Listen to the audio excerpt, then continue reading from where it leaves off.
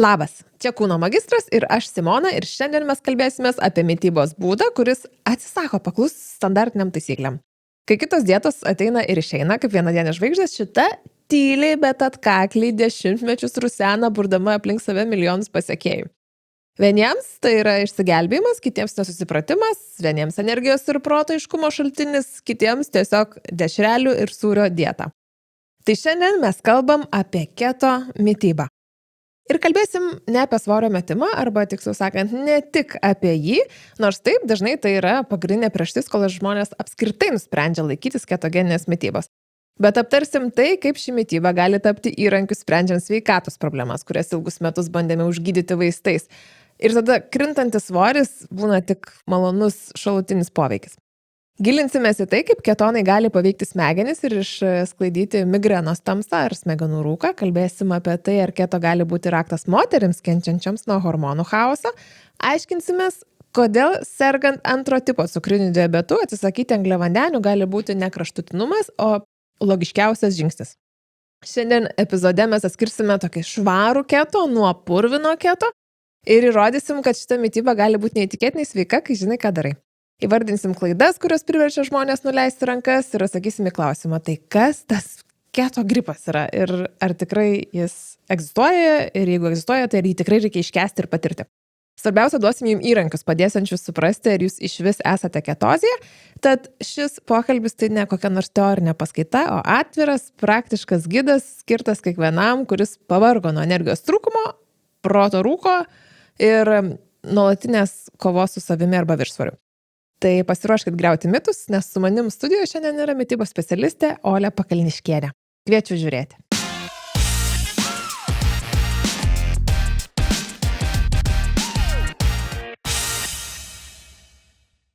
Kada tu pati atradai keto mitybą?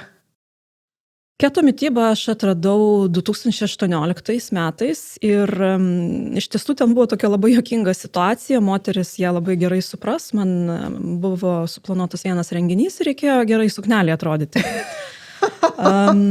Iš tikrųjų, tai, ką aš atradau, buvo net ne keto mityba, aš net nežinojau, ką aš čia bandau ir kas vyksta, bet vienoje Facebook grupėje niekaip nesusijusioje su jokia mityba. Man žmogus patarė pabandyti racioną, kuriame tu negali viršti 20 gramų angliavandenių. Ir iš tikrųjų tai buvo Atkinso principai. Aš kaip labai stropus žmogus, aišku, iškart pasidownloadinau knygą, viską perskaičiau ir tik tada aš jau pradėjau domėtis, kas tai yra, nes... Pagal ką aš čia valgau. Taip. Ir nes iš esmės, ką aš pajaučiu, tai po 2 savaičių, aš šitą istoriją daug kam pasakoju, bet tai buvo irgi toks labai juokingas dalykas, nes aš natūraliai nesu labai didelė saldumynų ir ten tų visų bandelių mėgėja, bet aš dirbau tuo metu prie Hypermine toli. Ir pati, žinai, išeini pasivaikščioti, ten tie kvapai. Ir aš supratau, kad aš esu pasiruošusi įvykdyti neginkluotą bandelių skyriaus apiplėšimą. Ir galvoju, o kas čia vyksta, žinai, su manim, kodėl tokia reakcija, kas čia per norai. Tai ir tada truputėlį pradėjau skaityti, domėtis ir atradau, kad tai čia gali būti Atkinsas, yra dar ir keto, įdomu, lendam toliau, giliau ir taip po truputėlį aš ją atradau ir ne tik atradau, bet paskui pradėjau ir populiarinti iš esmės.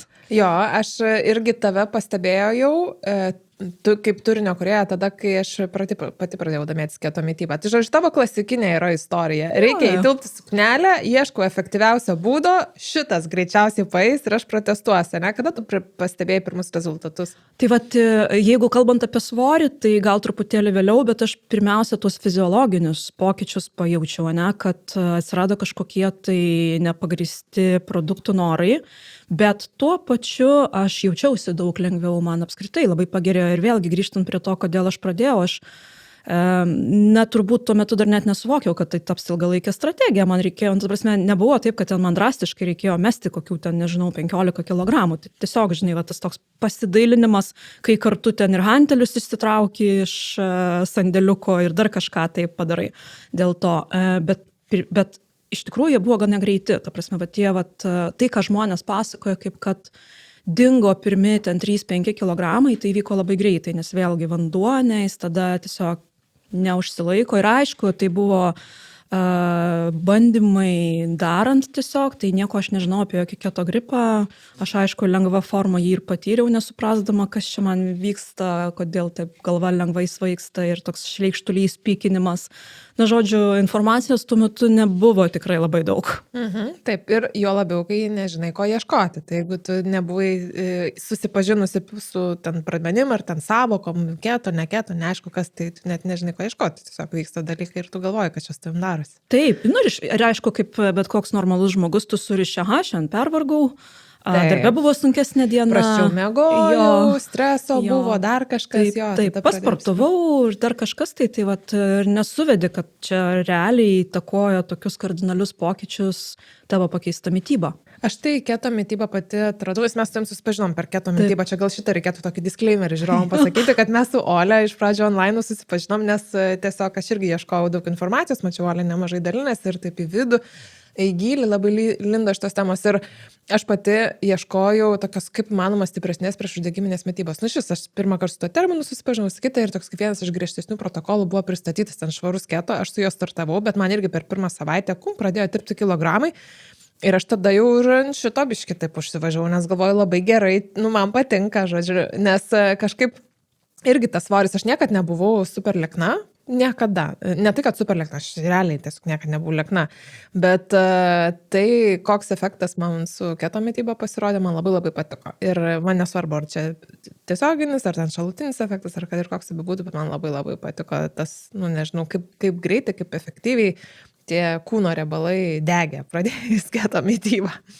Tai va, bet žiūrėk, aš tau tokį kitą klausimą turiu, nes šiaip apskritai į Lietuvą pradėjo šita tema ir ateit, man atrodo, va, ten kokiais 18, 20, 22 metais, va, tokiu aplink tuos metus. Ir paprastai, tai kai būna su visokiais tokiais dietų trendais, tai jie ateina, išsprogsta, kokius metus ten visi tada sėdė ant kokio nors protokolo, ir paskui tas trendas praeina. Aš taip stebiu ir Lietuvą, ir stebiu truputėlį tarptautinę erdvę ir man atrodo, kad keto yra viena iš tų mitybų, kuri tiesiog visą laiką rusena ir žmonės ilgam laikui gyvena su tokia itin mažai angliavandenių turinčia mityba. Kaip tu galvoji, kodėl keto kaip protokolas, kaip mitybos būdas taip ilgai laikosi paviršių vis plūdurė? Jo, iš tiesų, tai pradžia buvo, sakyčiau, tokie 18-19 ir labai bumas buvo didelis per COVID-ą. Tai turbūt ten visko buvo bumas, nes žmonės taiga atrado daugiau laisvo laiko, domėtis savimi, mitybą, prisižiūrėti ir panašiai. Aišku, turbūt kaip kas, gal ten buvo kai kas kaip tik atvirkščiai nuvažiavo į čipsus, ir pizzas. Bet atsakant į klausimą, kodėl, todėl, kad jeigu mes turim, sakykime, įprastas mitybas, kurios yra sufokusuotos į tiesiog svorio metimą, tai dažniausiai tu pasieki tą tikslą ir arba apleidi, arba ten patingi, tada greičiausiai grįžti ten, kur buvai ir panašiai.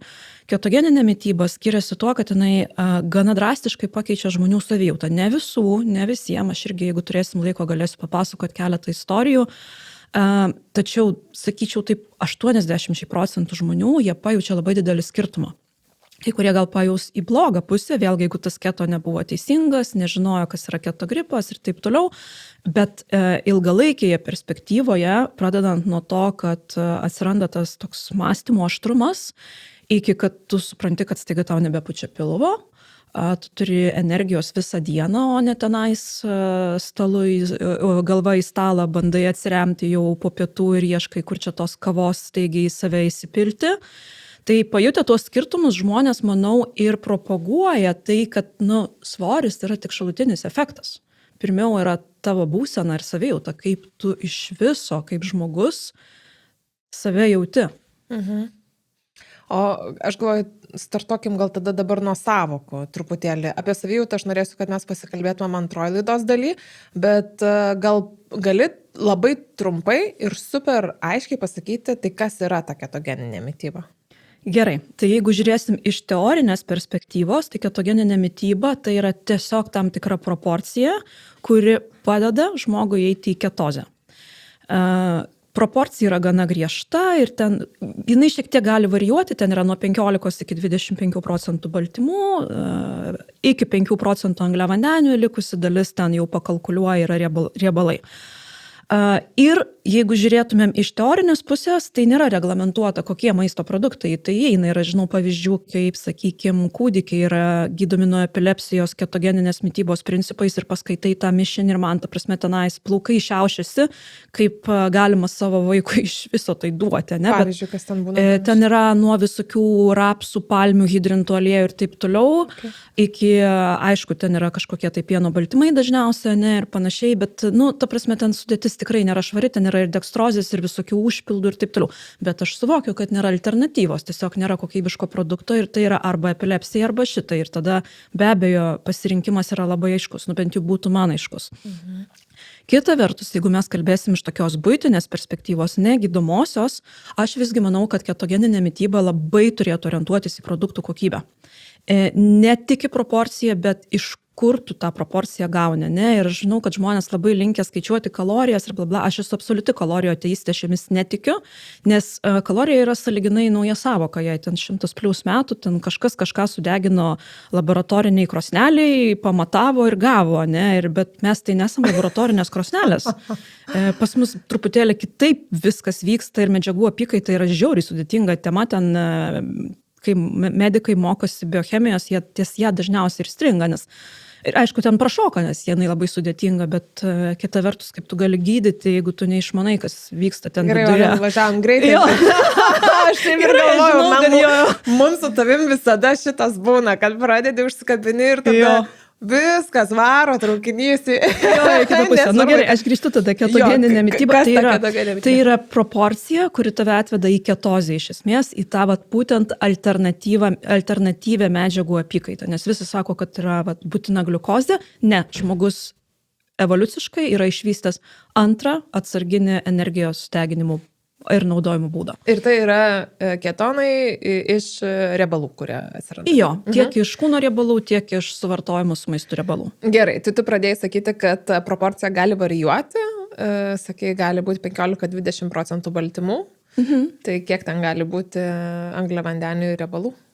Tai atitinkamai gali būti ten apie 70-80% riebalų ir angliavandeniai tai yra griežčiausiai ta reglamentuojama riba, tai yra 5% nuo tavo raciono. Vėlgi įmamas tas kaloražas, ne, bazinis ir nuo jo atskaičiuojama, kad jeigu, sakykime, tu ten turi 2000 kalorijų normą tą savo, jo, tai yra maždaug apie ten 10 gramų, sakykime, 5%, tai būtų ten apie iki, nežinau, sunku man šiandien su matematika rytas ankstyvas, bet esmė, kad dažniausiai tai būna iki 20 gramų angliavandenių per parą, kas yra pusė banano. Jo, tai bananas iš vis net neverta kalbėti, bet aš mitybos kontekste, bet jo, žmonės kartais nesupranta, kiek daug iš tikrųjų skirtingom formom cukraus mes apskritai suvartojame. Taip. Tai keto yra pakankamai griežta ir kai mes sakom iki, tai nereiškia, kad mums reikia suvartoti tą dalį, bet svarbu, kad energijos kiekio tai būtų labai nedidelis procentas. Ir aš pati, pavyzdžiui, kai irgi bandau nusakyti tą proporciją, tai visą laiką akcentuoju, kad labai svarbu yra prižiūrėti, kad neviršytum angliavandenių kiekio. Būtina yra pakankama baltymų kiekį suvalgyti ir tada likusi dalis kalorijų turi ateiti iš riebalų, kurie privalo būti iš kokybiškų šaltinių. Tai kažkaip taip sudėlioju, bet jo, tas proporcijas tu teisinės, čia nuo visko priklauso ir nuo tavo aktyvumo, ten stipriai sportuojantis jie gali, nežinau, ten teoriškai low carb turbūt zonoje būti, bet jie pilnai sugrįš į ketozę patreniruotis ir viskas tam bus čiki. Aš pati bandžiausi ir pasižiūrėjau, kad, sakykime, didelio aktyvumo dienomis mano ketozės palaikymo norma gali būti ir 60 ir 80 gramų angliavandenių. Tai vėlgi priklauso, ką tu darai. Jo, ir kaip gerai tu adaptuotas. Ir ką dar valgai. Irgi. Taip, be abejo. Ką dar valgai. Ok, gerai, tai mums šita proporcija yra reikalinga tam, kad įeitumėm į ketozės būseną. Tai kas ta ketozė? Ketozė yra būsena, kai organizmas energijai ir savo visiems medžiagos apykaitos procesams naudoja ketonus. Ne gliukozė, ne paprastai tariant, nes žmonės irgi maišo gliukozę cukrus, tai nėra visiškai lygiaverčiai, sakykime, terminai. Gliukozė yra cukraus sudedamoji dalis tik tai, o ketonai yra specifinės molekulės, kurios mūsų organizmas, dažniausiai kepenys, gamina iš riebalų. Ir yra 3 ketonai ir priklausomai nuo to, kurie gaminasi, skiriasi šiek tiek jų ir matavimo būdai, aš čia gal šiek tiek užbėgu, bet iš esmės, ko mes siekiame, tai ketono, kurį aš naudoju mimikos treniruotėms, tai beta-hidroksibutiratas. Ką reiškia mimikos treniruotėms? Greitai išneki. Jo, kaip bandai ištarti. Arba ten būna blaivumo, žinai, parodymams. Bet būtent tas beta-hidroksibutiratas yra tas pagrindinis ketonas, kuris palaiko energiją ir iš jo gaminasi vėliau ATP molekulės. Tai yra mūsų energijos molekulės. Tai čia molekulės. yra tas ketonas, kurį mes matuojam, bandydami ten suprasti, nežinau, ten kraujo tyrimais ar šiaip, tai pavyzdžiui, ar ne, kai bandydami suprasti, ar mes esam ketozė, arba kokia ketonų koncentracija, tai čia yra tas. Taip, būtent kraujyje matuojamas ketonas. Ok, kraujyje matuojam. O kai mes iškvepiam ketonus, ten acetonas yra? Acetonas ten, taip. Ir nereikia jo bijoti, čia ne tas acetonas, kur nagų lapai valyti, bet šiaip jo, gal ir kvapas šiek tiek kartais būna panašus. Daug kas skundžiasi pradžioje, kad jaučiu vaisių tokį skonį ir saldus kvapas iš burnos, tai čia gali būti. Aišku, dehidratacijos požymis greičiausiai, bet čia yra būtent tos pradžios, kai gaminasi pirmieji tie ketonai, sakykime. Dehidratacijos požymis labai geras pasakyti, nes aš visą, kai darydavausi kraujo tyrimus, man irgi sakydavau, jūs vandens daugiau pagerkit. Kas, čia geras patarimas, mes visi turėtumėm gerti vandenį, bet atsimenu, kad irgi aš taip labai atsargiai sakydavau savo ten mitybos preferencijas, kai eidavau pas daktarus, visą laiką tą patį rekomenduodavo ketonus pamatę. Aš, žinai, dar irgi papasakosiu apie gydytojus, gal, tai aš nebesakau, kad aš keto laikausi, aš tiesiog sakau, nevalgau ten miltų. Tai aš irgi tą sakau, ir nes tai gerai skamba, tada visi sako, gerai, šaunuolė, jo. Bet jeigu pasakai, kad laikaisi keto, tai ten būna, žinai, tas kaip pasišiaušia katinui plaukai iš siaubo iš karto. Taip. Reakcija būna tokia fas. Tai lygiai tas pats, aš irgi sakau, nevalgau miltų, cukraus, ten bandelių, šitų dalykų, atsisakysiu, sakau, riboju pieno produktus ir tada visi tai priima kaip labai gerą dalyką ir aš galvoju, susikalbėjom. Jo, nes aš kažkada, kai pasakiau per kvailumą, kad laikausi keto, tai pirmas klausimas buvo, tai jūs bent mėsos toje savo keto valgote, aš galvoju, tu žinotum. Jo. Gerai. Viena iš pagrindinių priežasčių, kodėl žmonės nusprendžia laikytis keto mitybos, tikrai yra svoris. Nes aš pati esu tose visose Facebook grupėse, žodžiu, kur žmonės susirenka ir aš suprantu, kad taip, man atrodo, nesuklysiu pasakius, kad 9 iš 10 tikrai pradeda tiesiog dėl to, kad yra, čia ką tik nukrito mano pasiruošimas, nežinau, ar girdėjosi šitas, bet nesvarbu. Tikrai norėdami to tokio greito, gero efekto, nes keto tai gali suteikti, ypač tais pirmaisiais, nežinau, savaitėm ir mėnesiais tas efektas nuostabiai pradeda matytis ant kūno, tiem žmonėm, kurie tikrai turi viršsvorą, čia irgi. Bet ar tas rezultatas yra tvarus? Nes su daugybė dietų, tai nuo ko tu pradėjai pasakoti, ar ne, kad labai dažnai tu pradedi kažkokią tai dietą, kur yra ta dieta, kur jau ten yra skirta lieknėjimui ir tas rezultatas jis yra trumpalaikis, nes paskui grįžta atgal svoris. O kaip su keto? Lieka, nelieka? Kiek ilgai ten galima tą rezultatą išlaikyti? Tai aišku, jeigu tu grįši ten, kur buvai ir pradėsi vėl valgyti bandeles, picas, bananus be saiko, nes tai irgi yra cukrus, aišku, kad tu grįši ten, kur buvai. Ilgalaikiškumas bet kokios mitybos priklauso nuo to, kiek ta mityba yra tinkama tau ir kiek tu sugebėsi ją išlaikyti ilgalaikėje perspektyvoje. Žinok, aš turiu draugių, kurios vis man parašo, ką manai ten apie japonišką dietą, ryžių dietą, whatever, žinai, bet kokią sakau. Ryžių dietą? Aš nežinau, ten tiesiog kaip skėliau kaip pavyzdį, bet japoniška tai tikrai yra reali dieta ir ten klausia ganėtinai dažnai apie ją. Ir aš visada atsakau tą patį apie visas kitas. Ar tu sugebėsi tai palaikyti visą savo likusį gyvenimą. Ir dėl to irgi vėl užbėgam gal šiek tiek už akių, ir keto ne visiems tinkama, nes ne visi geba taip maitintis. Galbūt kažkam tiktų ten ta pati Viduržemio jūros mityba, ne, ar bet kokia kita. Taip, 9 iš 10 dėja, bet pradeda dėl svorio ir aš pati buvau, kaip jau pasakoju, ne ta 9 iš 10.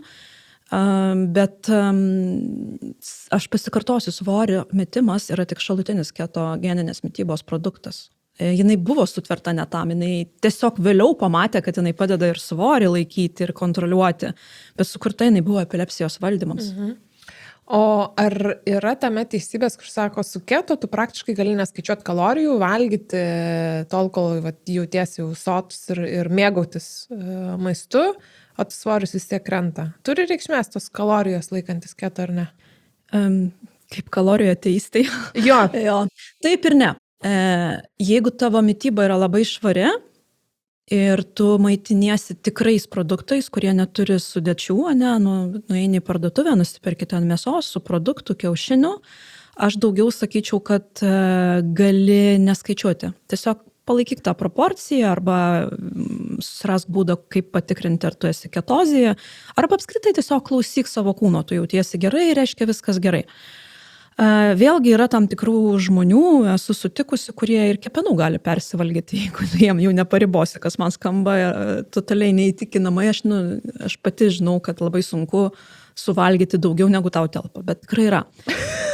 Bet jeigu tavo keto, tai yra desertai, ketogeniniai, aišku, aš kalbu ne apie paprastus. Batonėliai yra visokie produktų surogatai ir ten, nežinau, kažkas, kuo tu bandai pakeisti savo buvusį racioną, jo realiai nekeisdamas, tai tikrai reikia, nes ten vienas gabaliukas keto deserto tau gali duoti turbūt beveik, sakykime, 80% tavo kaloražo normos. Bent pusę tai tikrai gali duoti. Bent pusę kaip minimum, vėlgi nuo gabaliuko priklauso, bet įvertinkit, kad ten yra riešutų miltai, grietinėlė, sviestas, tu prasme, produktai, kurie tikrai turi daug kalorijų, jeigu tomis kalorijomis tikime. Aha, čia gera šito vietoj pasakai, nes vienas irgi toks dažnas pastebėjimas, mano dabar aš gal jau taip nesaku ten tų pradinukų, sakykim taip, bet pastebėdavau, kad per pirmą savaitę būdavo žmonėm tokie klausimai kaip tai duokit keto duonos receptą arba ten keto bandelį ir visą kitą, žodžiu, visi nori tos duonos, nes bijo, kad nepasisotins ir be duonos jau neišeina gyventi ir, žodžiu, reikia būtinai kažką kepti ten ir kad nekeisti to savo kaip čia pasakyti, konstrukto viso, tai reiškia net jo mitybos, pasilikti tą patį tokį frameworką, nežinau, man vėl skalps visiškai komentatoriai, sakys, vėl nemoka lietuviškai kalbėti. Aš irgi nepergeriu. Aš labai stengiuosi versdama tuos žodžius. Tai žinau, kaip pasakyti, žodžiu, kad tu realiai nori išlaikyti tos pačius, sakykime, patiekalus, įskaitant ten bandeles, duonas, nežinau, desertus, dar kažką tai, bet kažkokiu būdu pakeisti tos vidurius. Ir tai nėra visada sveikiausias pasirinkimas ir kartais net ne dėl kalorijų gali tas svoris tenais užsilaikyti ar dar kažkaip. Tai nes jeigu tiesiog tu prisikemši uždegimiškų produktų, tai natūraliai ten ir vandenis labiau užsilaiko ir kaupiasi ir apskritai tie procesai svorio kritimas nebūna būtinai prioritetas, tenai sveikas riebalų deginimas organizmui. Jo, tai duona tai 100%. Bet būna juokingiau, būna pasiūlykit košės pakaitalą, nes mano pusryčiai buvo arba sumuštinė, arba košė, o tai ką dabar valgyti, ne? Ir šiaip aš labai juokiuosi. O kas sugalvojo, kad pusryčiai mes turim būtinai valgyti košę, sumuštinę? Tai kodėl pusryčiai turi būti lengvas maistas? Kellogg's sugalvojo. Jo, taip. Iš tikrųjų jo, netikint ten visom tom teorijom, bet yra daug to. Tai aš, pavyzdžiui, kai rašiau savo kursus, kuriuos aš parašiau, man rodo, ar 19 ar 20 turbūt metais. Ir kartais aš peržiūriu tuos video, nes juos reikia pakeisti, jeigu jie nebeaktualūs, jeigu aš sužinojau kažką naujo, jie yra skirti visiškai pradinukui. Aišku, gali paimti ir žmogus, kuris jau pabandė ketogeninės mitybos ir turi tam tikrų klausimų, pavyzdžiui, apie virškinimą, apie vėlgi raciono formavimą, ne? Tai aš juos pasižiūriu, bet vis dar aktuali informacija, ta prasme, nėra ką keisti, nes mano kursuose aš akcentuoju, pirmos 2-3 savaitės turi būti be saldiklių, be visų tų kepinių, pakaitalų ir taip toliau. Taip, kai aš vedu individualias konsultacijas, kartais aš prisitaikau prie žmogaus ir matau, kad man lengviau bus jį kažkur atvesti su keto desertu pradžioje, negu jam viską nukirs, nes jis tiesiog išprotės nusiraus ir ta prasme jis neatlaikys to. Bet bendras patarimas nekeisti duoną į duoną, o išmokti valgyti kitokius produktus. Ir vėliau, jeigu jau ten atsiranda poreikis, jeigu jis vis dar yra, galima ten bandytis. Bet, pavyzdžiui, vėlgi ta pati keto duona, taip aš ją irgi kartais valgau. Bet kad aš tau nesumeluočiau, savo kepalą aš išsikepiau turbūt vasario mėnesį. Ir užsišaldai? Net nesišaldau, dabar aš tiesiog susivakumuoju keliais gabalių. Tai tas kepaliukas, kad suprastum, toks maždaug, ne, labai plonas, nedidelis, jis pas mane vis dar yra apie trečdalis, gal netgi ne ketvirtadalis, kad suprastum, kiek mažai Taip. yra rasione tokių produktų. Tai žodžiu, akcentuot galim tą, kad labai svarbu yra keisti principą, o nerasti maisto pakaitalą kažkokį tai. Ir kitas dalykas, tai dar kalbant apie keto duonas, tikrai būna situacijų, kur, nežinau, šventės, Velykos ir tu savo namiškiam visai mielai iškeptum sveikesnę versiją, kuri yra, palankesnė ten organizmui, ar kad ir tu galėtum kažkurioje vietoje ten paragauti, nežinau, naminių užtepėlių ar pikantiškas mišrainės kažko. Tortą tą patį. Ta pati torta, jo, žinau, kad tu irgi ten visą kartą metuose iškepi tortą namiškiam. Tai jo, šitam kartą 5 metus turbūt iškepu tortą. Kartą į 5 metus. Na, aš turiu gerą tiekėją. Kad teisingai tiekėjas vadinasi Elytės torčiukai, jeigu ką. Galėsim įdėti nuorodą į šitą, į video aprašymą. Dabar tada kitas mano klausimas yra, o kodėl su keto taip tirpsta svoris? Vėlgi, kaip aš ir minėjau, tai yra daugiau šalutinis poveikis. Vis tiek, tai labai fainas poveikis. Tai kodėl ten tirpsta? Kodėl? Todėl, kad organizmas išmoksta naudoti savo riebalus energijai. Ir pirmiausia, su keto pailgėja laiko tarpas, kad kiek žmogus gali išbūti nevalgęs. Jeigu mes turim tą standartinę mitybos piramidę, jinai dabar čia apversta buvo šiemet ir ten, aš nežinau kodėl, bet man Facebookas vis išmeta kažkokius postus iš veganų grupių. Aš nieko prieš juos neturiu, bet tiesiog paskaitų įdomumo dėlį. Tai už tai ir meta, nes paskaitai. Bet aš niekaip nereaguoju, žinai, tiesiog scrollindama sustoju. Tai žinoma, už tai ir meta. Supratau. Tai ten jam buvo tokia tragedija, kad košės išlipo iš to pirmo laiptelio. Bet kokiu atveju dažniausiai aš girdžiu patarimus valgyk po nedaug, dažnai 5 kartai, ir žmogus tampasi su tais maisto paruoštukais per visą dieną, ten kuprinę atskirą perka ir taip toliau. Tai valgant keto, pirmiausia, pailgėja sotumo laikas, nes baltymai ir riebalai labai gerai pasotina. Valgai rečiau, reiškia valgai ir mažiau. Tai pirmas dalykas, tu jau a priori greičiausiai suvalgai mažiau tų kalorijų, jeigu jau taip pavadinti norime, ir kitų maisto medžiagų, bet tu suvalgai ne per mažai, tu suvalgai tiek, kiek tau reikia organizmui pasotinti. Antras dalykas, kaip ir minėjau, kūnas išmoksta naudoti riebalus ir tame tarpe, kai jis negauna riebalų iš maisto, jis puikiai naudoja savo kūno riebalus. Aš čia, aišku, atmetu tą patį pirmą svorio kritimą, ten tie -3, 5, kai kuriem ir 7 kg, kur yra prikauptas vanduo, jis šiek tiek vėliau atsistato, žmonės išsigąsta, oi, čia vėl pradėjo augti. Bet tai yra fiziologija. Kad tas ilgalaikis svorio kritimas paremtas būtent tuo, kad kūnas naudoja riebalus. Energijai. Jo. Arba kartais, dar pažinai, ką noriu pabrėžti, kartais ne kritimui, bet neaugimui tolimesniam. Nes yra tokių situacijų, kai žmogui nelabai krenta svoris dėl tam tikrų labai gilių problemų su sveikata, bet keto tada tokiu atveju bent jau, kiek aš turėjau praktikoje, padeda palaikyti. Nes kitu atveju žmogui ten tiesiog eksponentiškai, ten +5 kg per mėnesį, puikiai, be problemų. Okay. O tokiu atveju jis bent jau stovi. Gerai, tai žodžiu, iš esmės riebalų deginimo arba viršsvorio kritimui keto veikia taip gerai dėl to, kad kūnas išmoksta naudoti riebalus ir jeigu jis negauna riebalų iš maisto, jam puikiai tinka tie, kurie yra ant šlaunų ir ant liemens ir ant rankų, ant pagurklio. Kurie ten visur. Jo, gerai, tai riebalai kaip energijos šaltinis efektyvesnis už gliukozę ar ne? Aš čia daug, ne? Daug. Gali pasidalinti šito, nes dabar irgi gal tokį bendrą intro verta yra padaryti, kad energija yra reikalinga ne tik, kai mes, nežinau, keliam dėžę, einam į sporto salę, kažką darom. Energija yra reikalinga, kai mes dirbam prie kompiuterio, bandom kažką sugalvoti, darom prezentaciją ir labai stresuojam ir taip toliau. Viskam šitam yra reikalinga energija. Miegui galų gale yra reikalinga energija. Žodžiu, energija yra reikalinga absoliučiai visiems gyvybiniam ir negyvybiniam mūsų procesam. Energija reikalinga net kai tu guli komoje. Net kai guli komoje yra energija reikalinga. Tai kaip čia yra, kodėl tada ketonai yra, kas čia per principas, efektyvesnis yra energijos šaltinis negu gliukozė? Tai pirmiausia, iš vienos riebalų molekulės gaunama, man atrodo, jeigu dabar gerai prisimenu, apie 4 kartus daugiau energijos molekulių negu iš gliukozės. Gliukozė ten yra 36-38, priklauso kaip skaičiuoji, ten 2 sunaudojamos tolesnei gamybai, tai tiesiog, o iš ketonų gaunama ten 140 kažkas tai, ar 130 kažkas, nenoriu sumeluoti dabar, bet tikrai daug kartų daugiau energijos molekulių generuoja viena riebalų molekulė. Čia iš čia grįstas ir tas kaloražo skirtumai tarp angliavandenių ir riebalų. Kitas dalykas yra labai jau tikrai patvirtinta tyrimais, kad ketonai, degdami, jeigu taip galėčiau juos pavadinti, nenunaudojami energijai ketonai, sukuria mažiau vadinamų reaktyvių deguonies junginių. Angliškai ROS trumpinama, ne? Ir būtent tas, reiškia, faktorius, kad yra mažiau šiukšlių, jeigu galima tai pavadinti, ne, irgi palaiko tą tokį stabilų lygį. Kitas dalykas, kad visiems juk žinoma jau turbūt, kad gliukozė turi šuolius. Ne, jeigu tu suvalgiai daug, ten, nežinau, privalgiai daug bananų, ar ten daug bandelių, ar picų, ar ten kažko grikių tų pačių, ta gliukozė kraujyje pakyla, ją reikia suvartoti, kas skiria insuliną, insulinas suvalgė, gliukozė krenta ir va turim tą duobę, kai žmogus nori prigulti ant stalo. Arba užvalgyti bandelę. Jo, arba kavos ten įsipilti.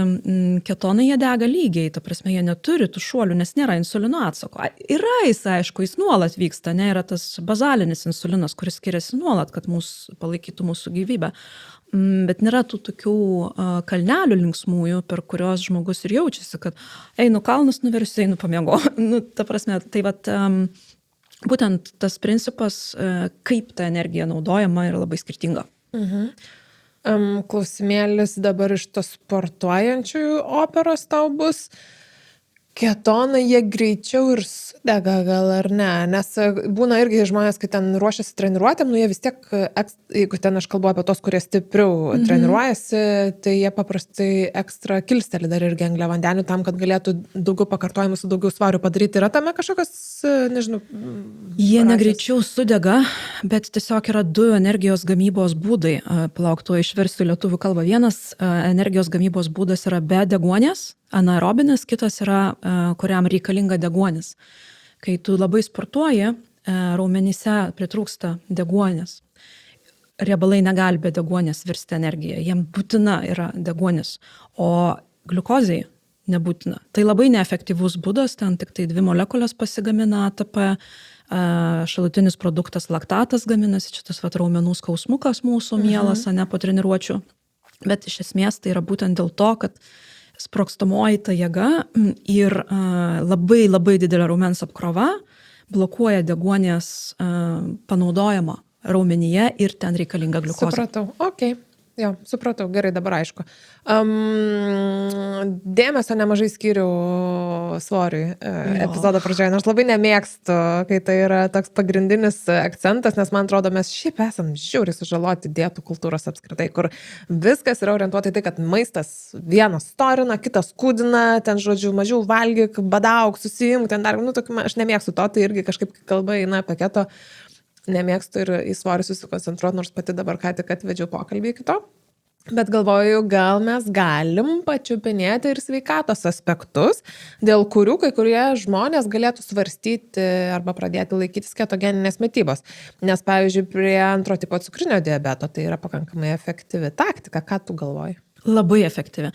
Ir vėlgi, žinai, apie svorį reikėtų kalbėti ir kaip apie ligą, kai tai peržengia tam tikras ribas. Aš irgi esu už body pozityvą, viskas su tuo tvarkoj, bet būkim atviri, viršsvoris sukelia labai rimtų problemų, nuo fiziologinių, kai žalojami sąnariai, spaudžiami organai, iki metabolinių problemų, iš kurių viena ir yra cukrinis diabetas antro tipo. Nes irgi reikia skirti, yra pirmo tipo diabetas, tai yra priklausomas nuo insulino, autoimuninė liga, kai kasa tiesiog nebegamina hormono, ir antro tipo cukrinis diabetas, į kurį atveda gyvenimo būdas.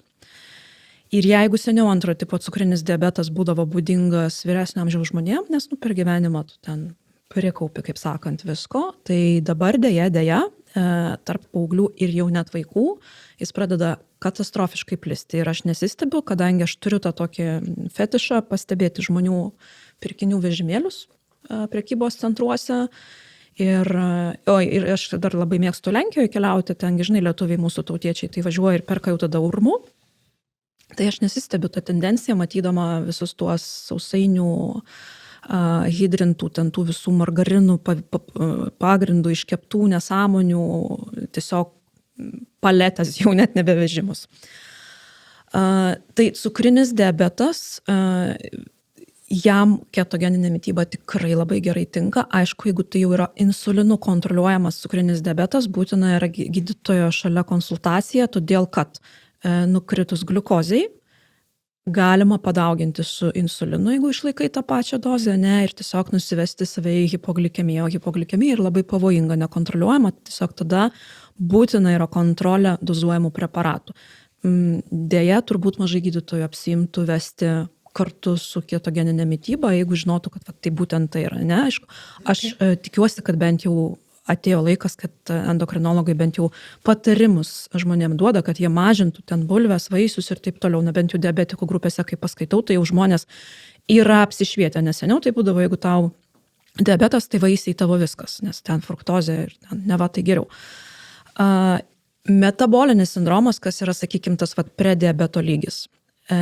Netgi policistinių kiaušidžių sindromas, jeigu tai yra insulino, sakykime, insulino problema apykaitos, gali būti visai neblogai suvaldomas. Aš labai atsargiai žiūriu į būklę, kurios iš tikrųjų net oficiali medicina nelabai pripažįsta, tai yra antinksčių nuovargio sindromas. Bet sakyčiau, kad iš mano patirties ketogeninė mityba nelabai tinka, kai ten su kortizolio yra jau dugnas. Ta prasme, ne tada, kai jis aukštas, bet tada, kai jis dugne ir jau ten žmogus išsekęs pilnai. Pritariu šitam, jo, tai vat ten tikrai nereikia papildomo streso kūnui, ten geriau po truputį ir labai lankščiai. Jo, pasninkas ir griežta keto turėtų truputėlį nueiti į šoną, jeigu yra tas antinkščių išsekimas ar antinkščių nuovargis, kaip jį vadina, ar ne? Pasninkas turėtų nueiti į šoną ir tie, kurie turi hipoteriozę, tiek autoimuninę, tiek įprastą.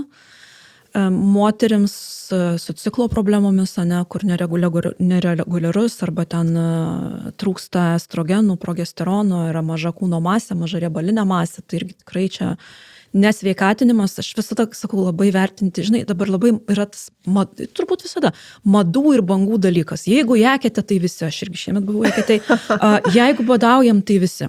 Bet reikia labai vertinti individualiai. Aš, pavyzdžiui, turiu vieną klientę, kur irgi ten jakėtės šokinėjo ir ten šaltas dušas kiekvieną dieną. Bet ten tokia problema su kortizoliu, ta prasme, žmogus vos gyvas. Nu, tikrai ne jai, tikrai netinka. Nesveikatina, o žaloja. Tai lygiai taip pat ir su mityba. Reikia suprasti, kada tave sveikatins, kada tave gali žaloti. Gerai, tai prie kokių būklių keto galėtų sveikatinti tada?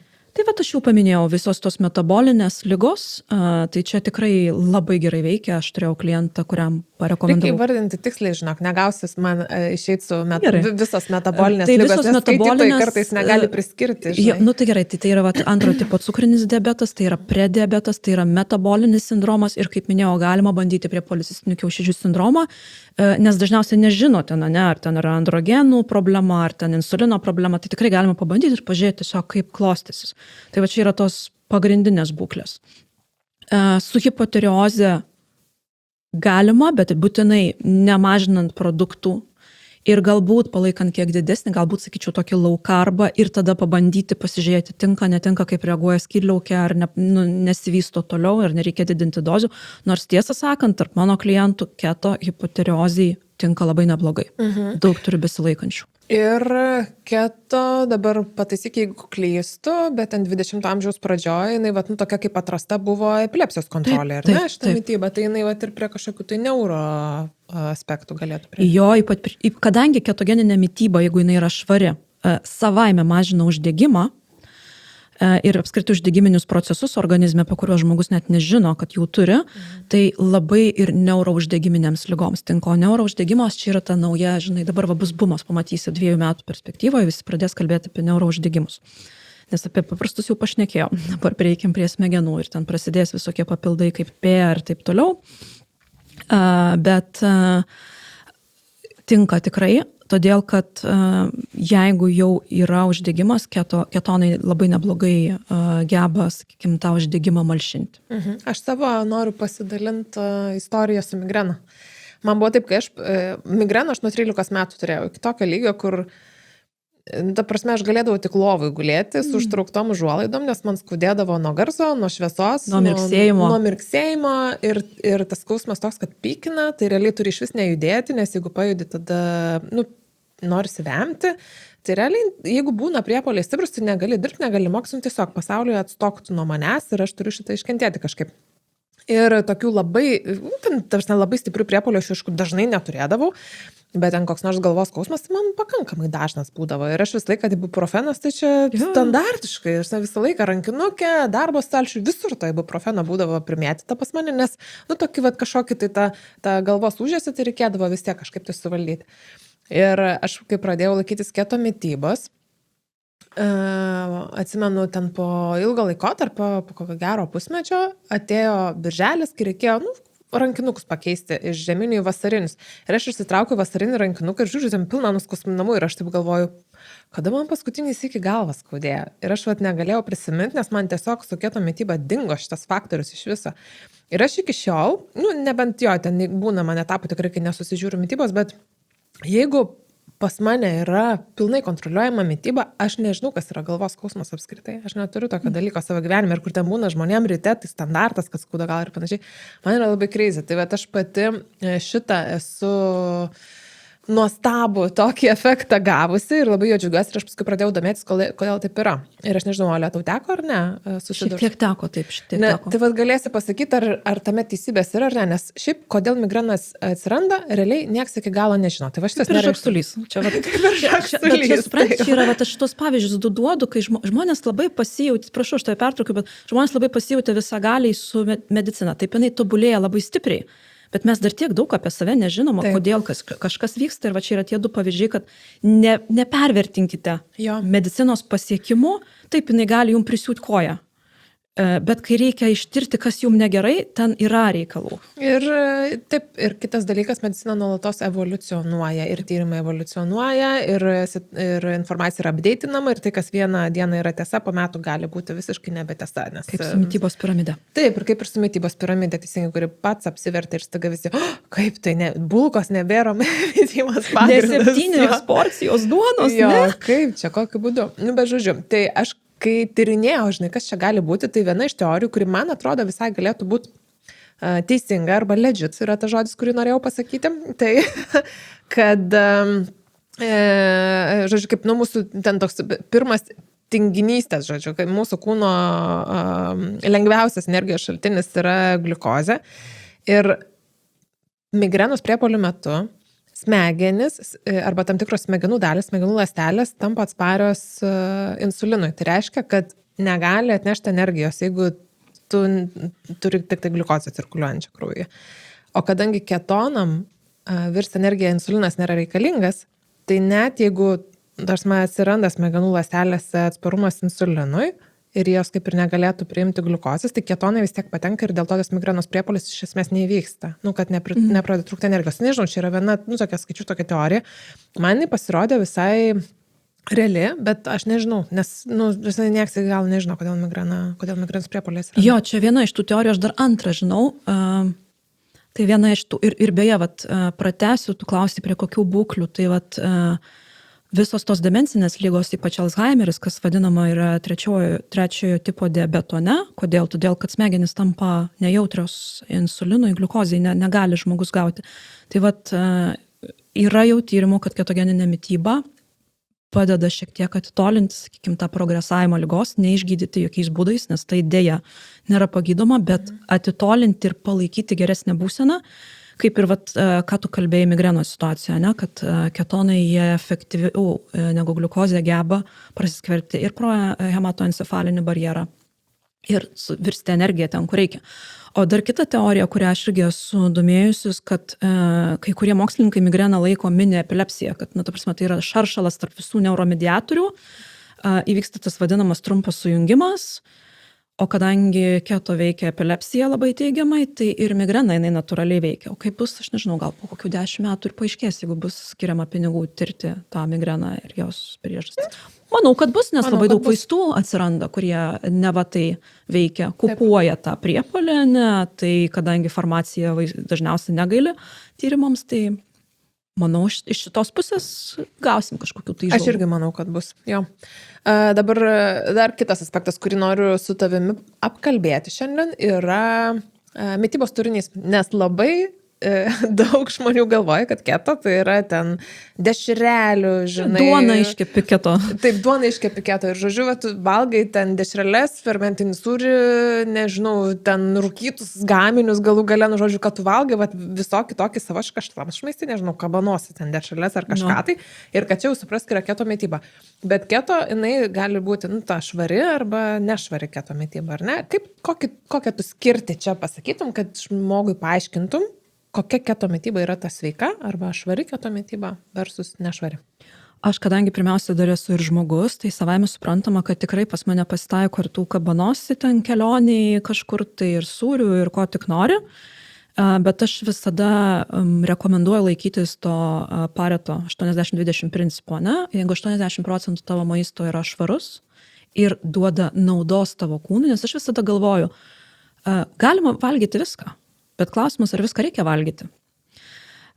Ir aš visada galvoju apie tai, ką šitas produktas duos mano kūnui, mano savijautai, mano pojūčiams.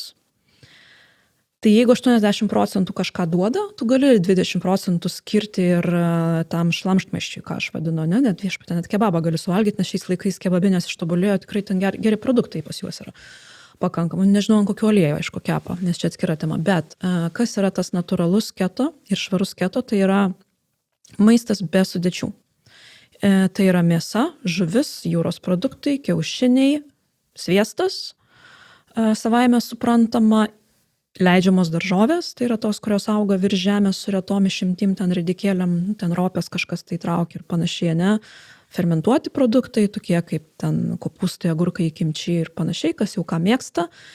Tai yra bazė. Toliau ant jos gali lipdyti pieno produktus, ant jos gali lipdyti riešutus, bet, nu, vėlgi patarčiau ne kepintus riešutus, o natūralius ir iš vis geriausia kevale. Nu, tada jie netaip greitai oksiduojasi, bent jau išlaikomi ilgiau švieži. Gali lipdyti uogas leidžiamas, kažkokius, tai gal kartais desertus, kai yra progos ir panašiai, ar ten, nežinau, neturėjai laiko suvalgyti normalaus maisto, nusipirkai kokybišką batonėlį, nes ir tokių jau, ačiū Dievui, atsiranda. Tai mano požiūriu yra sveika mytyba. Angliavandenių kiekis ten gali varijuoti, kažkas gali ant to lipdytis low carbo ir pasimti ten neglitiminės kruopas, ar ten kažkokius tai ankštinius, jeigu gerai toleruoja, nes visi laiko sveikų produktų, bet 80% žmonių pučia pilvą nuo ankštinio, pastebėt, galite patys, jeigu pabandysit eliminuoti. Tai va, o visą kitą paliekant, nežinau, atostogom, kelionėm, šventėm ir taip toliau. Arba ekstra kažkokiam atvejam, kai tiesiog nėra kito pasirinkimo ir viskas, ar ne? Taip. Man labai patinka tavo apibrėžimas. Tikri maisto produktai iš vieno ingrediento, kurie neturi maisto sudėties. Ir keto leidžiamas ten kokios nors daržovės. Jis irgi leidžiamas, aš nemėgstu to žodžio leisti, neleisti, čia keto galima, negalima, bet tiesiog pasirinkti be cukrus mažangliavandenius kažkokius variantus ten, daržovių, vaisių, uogų ir panašiai. Aš apie šitą paklausiu dėl to, kad mūsų šiandienos rėmėjas yra Livin. Livin yra didžiausias Baltijos šalyse ekologiškų ir sveikų produktų tinklas. Ten galima ne tik maisto produktų rasti, bet ir visokių namų švaros priemonių, higienos produktų, maisto papildų ir panašiai. Bet man kodėl labai patinka Livin, tai todėl, kad jų yra itin aukšta kartelė produktams, kurie pas jos patenka. Tai iš vienos pusės tu gali būti absoliučiai tikras, kad bus švarios sudėtis, patikrinti tiekėjai, ekologiška produkcija, nežinau, tvari žuvininkystė, daugybė yra aspektų, kur tie produktai gali praeiti, bet yra kita dalis, kad kalbant apie mažangliavandenę mitybą, visokius be cukrus produktus, apie keto mitybą, taip pat Livin parduotuvėje galima irgi rasti nemažai opcijų, pas jos net ir filtras dabar jau e-shop'e yra atsidaręs, kad tu gali pagal keto išsifiltruoti. Ir aišku, didelė dalimi tai bus produktai su sudėtim, kai jau yra žinai, keto kategorija, nes visa kita yra, kaip pasakyti, normalus maistas. Tai yra, nepriklauso jokiai maisto kategorijai, tai yra tiesiog normalus maistas. Bet šiandien mes ant stalo turim, pavyzdžiui, visą asortimentą, kuris neatrodo kaip kažkoks ekstra keto maistas, tai yra tiesiog geras maistas. Pavyzdžiui, laukinė lašiša konservuota, ar ne? Čia irgi yra Fish Forever prekės ženklas, kuris yra tvarios žuvininkystės ir pilnai atsekamo nuo jūros iki produkto proceso prekės ženklas. Tarkim, Fish Forever. Tada turim alyvuogių aliejų, kuris yra itin aukštos kokybės, turim alyvuogių, turim gysviesto, ten šalia tavęs yra, kas gysviestas yra puikus kepimui, vienas iš geriausių variantų, ko apskritai galima kepti.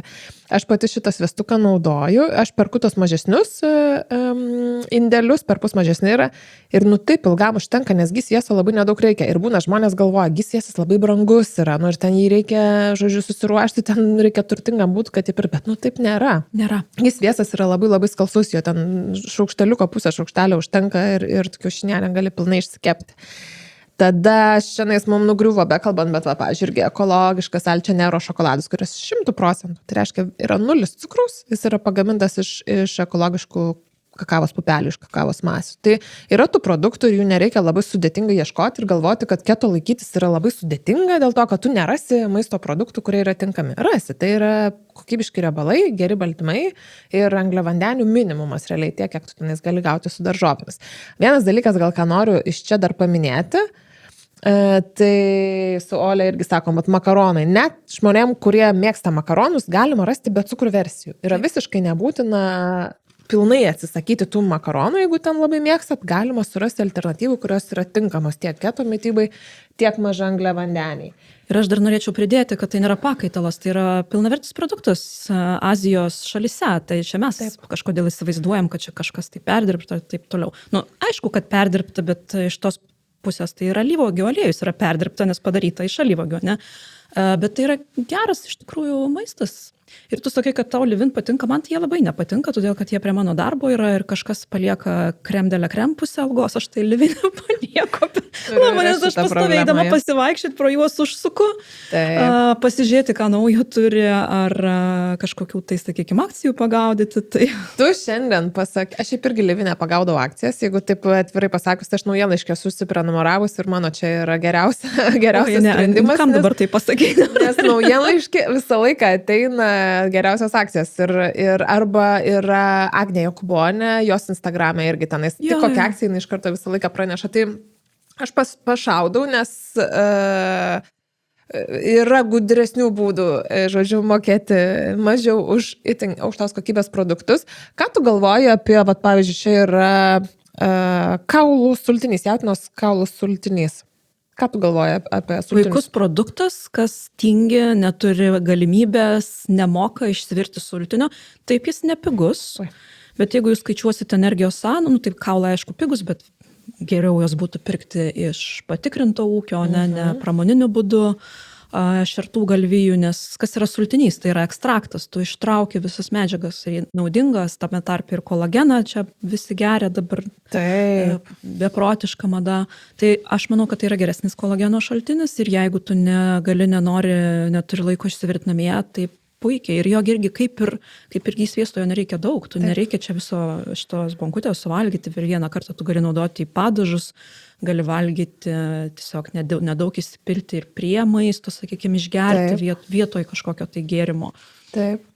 Gerą čia pasakai šitą variantą, nes iš tikrųjų kas nors galėtų pasakyti, kad čia 400 ml, tai čia yra 2 sriubos dubenėliai, bet iš tikrųjų... Nereikia, tu nedagaminsi ant visos sriubos, tu turi įpilti aš gaminu sultinį namie dažniausiai, nes mes jį ten naudojam, nežinau, nenormaliais kiekiais, bet tai, ta prasme, tai yra nedidelis, mano atveju gabalas, nes jis sustingsta į želę, tiesiog tai nedidelis gabaliukas ant viso puodo, tai yra aromatas, o ne bazė.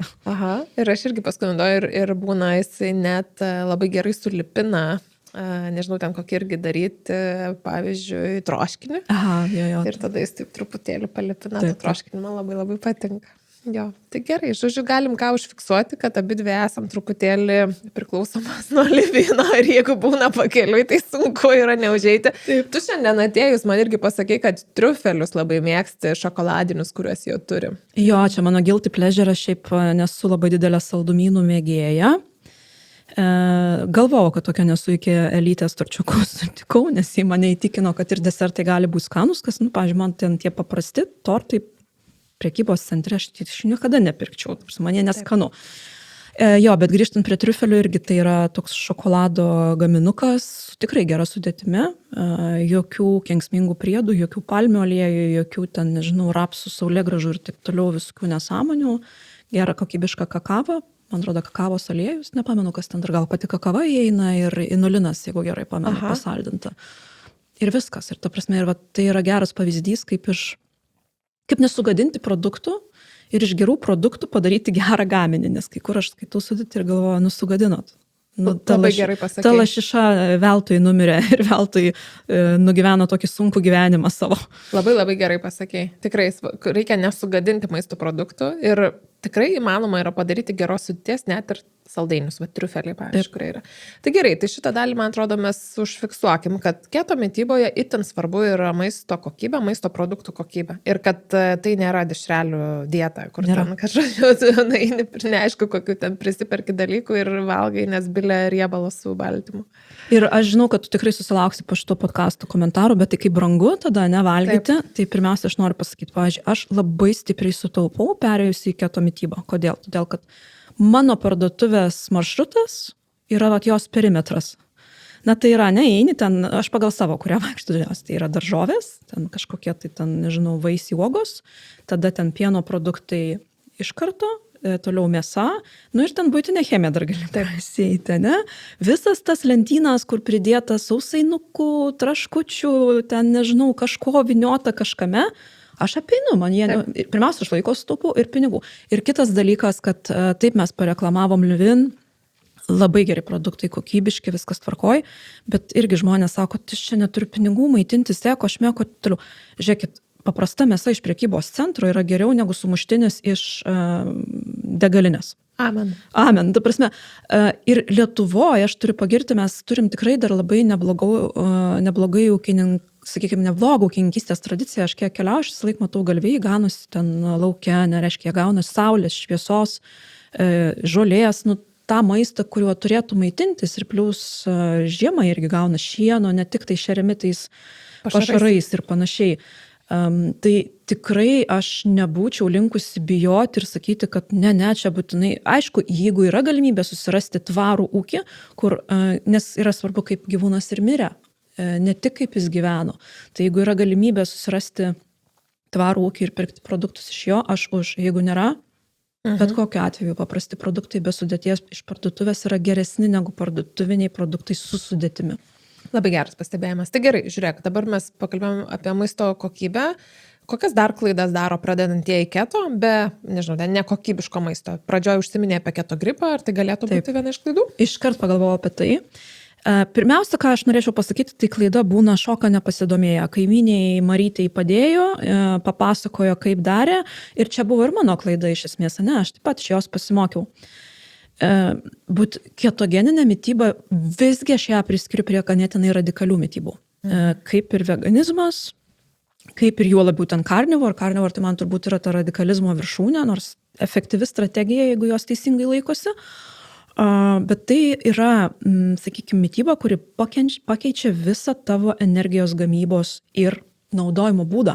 Ir tai yra labai rimta, nes energija, kol mums gaminasi energija, tol mes gyvi. Labai paprastai, ne čia. Ten sakau, aš tokių kartais kuriozinių pastabų susilaukiu, ten kepenis, sakys, tai ką tu kepenis, svarbu, nes smegenis. Alio!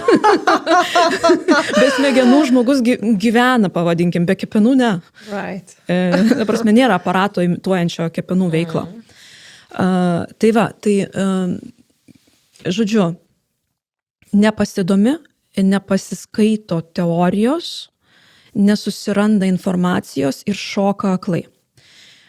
Kur tai atveda, maždaug po 3 dienų pradeda, ne visiems, kai kurie ištveria, bet daugumai pradeda svaigt galva, pasidaro silpna, negera, tas toks, kodėl vadinama keto gripu, nes požymiai panašus tokios virusinės peršalimo, gripo viruso, turi tokių simptomų, kažkam gali ir su viduriavimo, sakykime, ten simptomatika pasireikšti. Kodėl taip atsitinko? Todėl, kad, kaip ir minėjau, pirmomis dienomis pasikeitus racionui, kai organizmas nebegauna gliukozės, žmogus netenka daug sukauptų skysčių. O skysčiai susikaupia todėl, kad gliukozė pas mūsų organizme kaupiasi, ten glikogeno pavidalu, glikogeno molekulė ant savęs kabina 4 vandens molekulės. Ir kai glikogeno organizmas išnaudoja tas strateginės atsargas, jis tą vandenį kartu ir nulieja. Vėliau atsistato, nėra taip, kad mes paskui be glikogeno ir be to vandens gyvenam. Bet kartu su tuo vandeniu organizmas bando reguliuoti ir elektrolitų arba tų būtinųjų mineralų balansą. Ir kas yra tie būtinieji mineralai? Tai yra magnis, natris, kitaip tariant, druska ir kalis adaptacijos periodu. Ypatingai natris su kaliu, nes jie ten vienas nuo kito priklausomi. Organizmas pirmiausia šalina kalį, bando sulaikyti natrį, nes natris yra gyvybiškai daug svarbesnis negu kalis. Ir ten dar magnis iš paskos įsilieja ir taip toliau. Tai aš visada prašau pradedančiųjų, būkit geri 2 savaitės, kokybiški geri magnio, kalio papildai ir druskos žiupsnelis į vandenį yra must. Mes labai pratinti bijoti druskos. Taip. Labai, ir tai yra man viena iš siaubingiausių sukurtų aferų. Drąsiai vadinu afera. Kodėl? Todėl, kad taip, mes jos gauname per daug, nes mes išmokyti maitintis tais pačiais keloksais, dešreliam, dešrytėm ir taip vis perdirbtose produktuose jos yra daug. Bet aš ne veltui paminėjau, organizmas pirmiausia atsikrato visko, bet ne natrio. Be natrio mes negalim gyventi. Ir ten spaudimo žmonės bijo, inkstai atsisakys ar ne. Aš, pavyzdžiui, kai valgau, žmonės ant tiek įpratinti bijoti druskos, kad aš dažniausiai, jeigu, sakykim, tai yra maistas gamintas ne mano, aš iškart pasisūdau, aš galiu jo neragauti. Ypač pas mamą, kai nuvažiuoju, ta prasme, pirmą pasisūdau, tada jau valgau. Tai kad išvengtum keto gripo reikia daugiau druskos vartoti, ar teisingai suprantu? Taip, druskos nebijoti. Aišku, su sąlyga, kad jūs valgot natūralius produktus, o ne tas dešrelės, ne? Tai druska būtinai kokybiškas, bet cukris, kalio ir magnio papildas. Apie papildus gal neminėsiu, bet aš esu parašiusi visą didžiulį leidinį. Taip jis mokamas, bet darbas turi visgi atsipirkti. Taip, kur jį galima rasti? Mano tinklapyje foodandbody.lt ten yra daugiau kursų, ten yra tie patys ketogeninės mitybos kursai, apie kuriuos aš minėjau su 20+ video pamokų, tokiu baziniu mitybos planu tinkančiu, plius minus, tiesiog pradžioje, ne, kad suprastum, taip, kad ką daryti. Kad įgytum įgūdžius ir žinias reikalingas startas. Ir dar kita klaida, kurią aš paminėsiu, tai kad galbūt suteikiami per dideli ir nerealistiški lūkesčiai. Ypatingai tie, kas ateina ten dėl svorio. Nes labai dažnai, ir vėlgi aš visą raginu prisiminti, kaip jums svoris augo, ne? Ar buvo taip, kad jūs kas mėnesį stabiliai po 5 kg pridėdavot? Tikėtina, nebent ten labai rimtos problemos su sveikata. Būdavo, kad ir pakrisdavo jisai, tai lygiai taip pat krentant svorio, jis gali pastovėti vietoje, jis gali nekristi, jis gali užaugti, ta prasme, jis varijuoja. Taip. O žmonės tikisi to tokio, linija žemyn, grafikas tiesius. Ir dar prieš to gal galėčiau pridėti, kad kuo daugiau viršsvorio yra, tuo greičiau jisai krenta. Irgi paskui, kai jo lieka vis mažiau, tuo lėčiau jis pradeda kristi, nes dar ir šita proporcija galioja, kad turi turėti iš kur mesti ir kitą. Taip, dažniausiai taip, bet sakau, aš tikrai susiduriu savo praktikoje su situacijom, kai ir su keto svoris nekrenta. Nes ten yra rimtų giluminių tiek metabolinių problemų, taip, uždegimų, kurių negali išspręsti, nes tiesiog nėra priemonių tam spręsti. Aš esu girdėjus tokią nesąmonę, kad kažkas sako, tai gerai, kad yra keto gripas, nes tai vienas iš ketozės požymių yra. Ta prasme, iš dalies taip, tai yra požymis, kad tavo kūnas jau pratinasi prie kito energijos šaltinio, bet ar blogai jaustis yra geras dalykas, aš nemanau. Ne, kam tu reikia? Kam save kankinti, kai gali nesikankinti? Kam save kankinti? Reikia geriau su žiniom startuoti, ten kelias dienas prieš tai pasiskaitai ir visiškai pakanka, kad tu galėtum išvengti keto gripo. Bet kalbant apie tai, kaip atpažinti, kad esi ketozė, tai kaip iš kur žinoti, kokie yra būdai išsiaiškinti, ar tu esi ketozėje ar ne? Tai kai prasideda keto gripas, dažniausiai žmonės pradeda susioti ant tokių juostelių ir pamato ten tokia, kaip tavo megztukas, bordinė tokia. Kai kurie išsigąsta, nes kodėl? Todėl, kad tos juostelės tai pirmiausia yra skirtos diabetikams kontroliuoti, kad jiem nesigamintų ketonai. Todėl, kad jeigu diabetikas nesimaitina keto ir jam ketonai gaminasi, čia yra rimta problema. Galinti nuvesti į ketoacidozę, kuri dažnai maišoma su ketozė. O kaip matuoti? Vienintelis patikimas būdas yra matavimas iš kraujo. Ir vėlgi, diabetikams yra pritaikyta sistema, jie turi tas gliukozės matavimo juostelės, kur pirštą prabedi ir pamatuoja. Yra ir ketonų matavimo juostelės, bet jos ganėtinai brangios. Man rodo, aš dabar žiūrėjau paskutinį kartą kainą, ten vieną juostelę virš 2 eurų kažkas. Virš 2 eurų, aš paskutinį sykį, kai žiūrėjau, man atrodo, apie 1,5 dar buvo. Tai, gal dar nutekėjo, žinai. Benzas pabrango, tai va logistika. Jokauju, bet jo, ten yra pakankamai brangus, nes jeigu tu nori kartą per dieną, pavyzdžiui, ir tenais ryte vakare, tai jau visai nemažai išeina. Jo, o jeigu nori pasiekti, pavyzdžiui, kaip aš, sakykime, po maisto reaguoju, prieš maistą, tas pokytis ir dar pavyzdžiui pavalgiai, ten po 2 valandų pasimatavai ir dar ne ketozai, tada išsigąsti dar 3 norėsi, po kurio, nu, ta prasme, tai tikrai nepigu yra išeina. Tai aišku, daugelis dėl to ir nueina, nusiperka tas šlapimo juosteles, jos yra apie nieko, jos nematuoja ketozės. Jos matuoja ketonų kiekį, kuris šalinasi su šlapimo ir kaip minėjau, tai yra skirta diabetikam, tam, kad kontroliuoti ketoacidozės riziką. Keto besilaikantiems, pradžioje jos bus tamsios, vėliau šviesės, galiausiai liks 0. Aš, pavyzdžiui, turiu kitokias šlapimo juosteles, labai įdomu pasižaisti, ten matuoja gal 13 parametrų, ten ir bilirubinai ir visa kita. Pavyzdžiui, pas mane niekada ketonų neparodo, iš viso. Ten šviesų būna 0. Ar aš ne ketozai, aš ketozai. Vėlgi, čia yra niuansas, aš tau prieš filmavimą kalbėjau, bet aš manau, kad patikimiausias būdas yra kraujyje ir labai džiaugiausi, kai gal prieš porą metų jau atradau Sibio.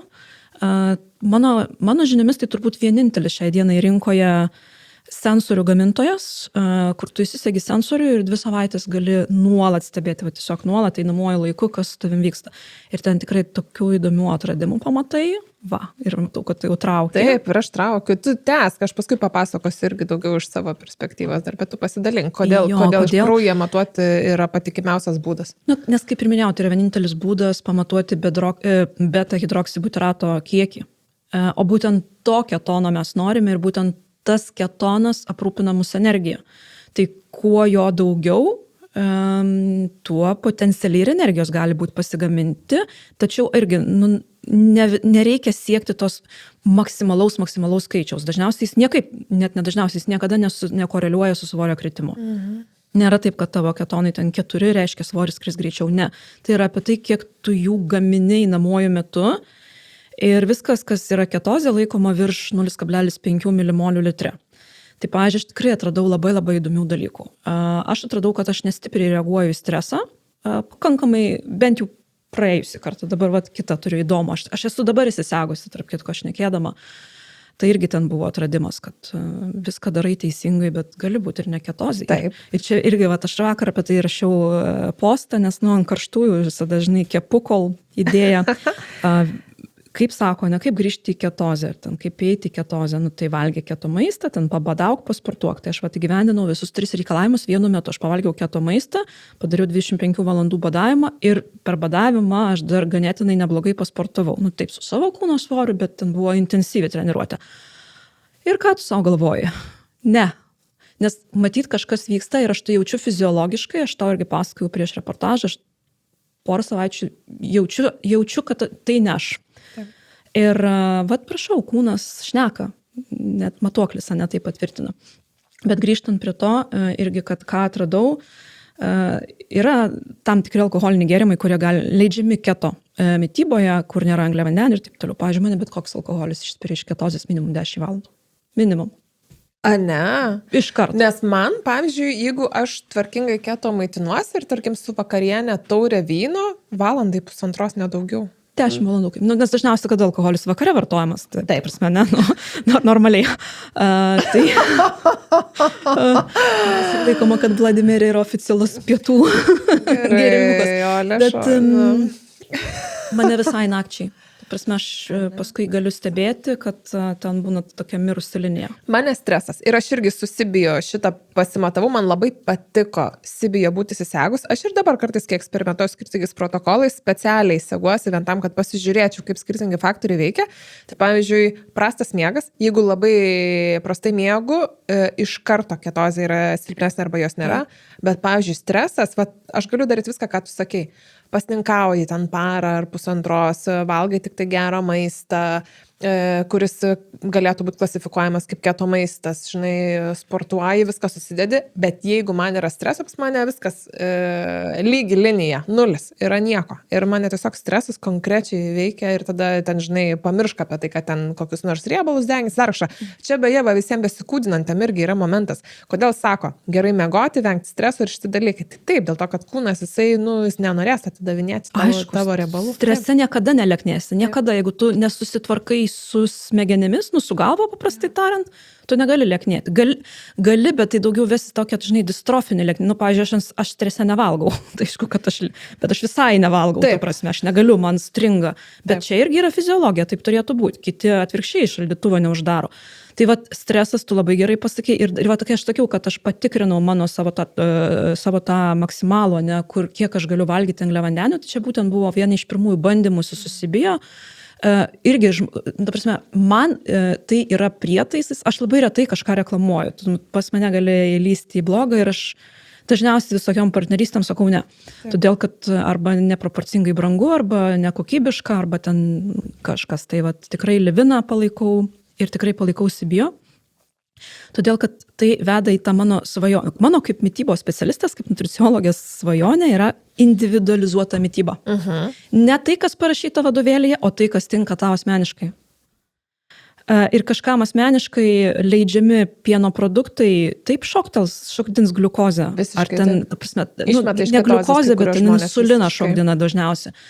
Išmeta iš ketozės ir viskas. Kažkam stresas, kažkam, vat, kaip mano, ne, alkoholis, jis nesuderinamas su ketozė. Aš dar vieną dalyką, ką irgi su Sibio matuokliu pastebėjau, pavyzdžiui, jeigu dabar mes turim kavinių, kuriuose yra keto desertų ir tu gali pasimti, nežinau, ten piragiuką, kruasaną ar kažką tai tokio. Ir aš 2 parom būnu viso gero. Su ketozė atsisveikinu konkrečiai ir šitą irgi su Sibio iš pradžių galvojau, gal kažkokia klaida, gal čia kažkas ne taip, paskui pakartau dar kartą ir supratau, kad deserčiukas nesvarbu ar po pietų, ar ten tiesiog su kava kažkur tai, bet reikia būti pasiruošus, kad tu tiesiog nebūsi ketozė. Kas reiškia, pavyzdžiui, man ketozė labai stipriai jaučiasi protiniam darbui, tai vat, man per šitą labiausiai ir pasiūčia, kad aš tada tiesiog nesu tokia produktyvi ir efektyvi darbe. Kodėl aš atsinešiau čia šitus, noriu pasakyti, tai dėl to, kad aš pati esu ambasadorė ir šitus aš iš namų atsitempiau šiandien į laidą, nes sakau, kalbėsim apie ketą, tai norėsiu parodyti. Nes visiems Sibio ketonų sensoriams su keto kodas 15 gaunam 15% nuolaidą. Aš irgi apačioje video aprašyme dar įdėsiu. Ir tiesiog nenuorodą į Sibio svetainę ir pakartosiu dar kartelį kodą. Tai tiesiog turėkite omeny, nes irgi prieš laidą Oliai tą patį sakiau, sakau, vakare aš pagalvojau, pala, čia šitie yra Sibio sensoriai, reikia pažiūrėti, ar aš namuose dar jų turiu ir jeigu turiu, tai būtinai atsitempsiu. Tai žodžiu, taip ir padariau ir turėkite omeny, kad čia yra patikimiausias būdas išmatuoti ketonų koncentraciją kraujyje, koks yra šiuo metu apskritai prieinamas pasaulyje. Ir jis rodo realiu laiku ir jūs galite stebėti, kaip jums ketozė veikia sportas, kaip veikia stresas, kaip veikia skirtingi maisto produktai, kaip veikia, nežinau, MCT-ėlė, jūs labai fainai parodo, kai ketonai pašoka irgi į viršų visą laiką.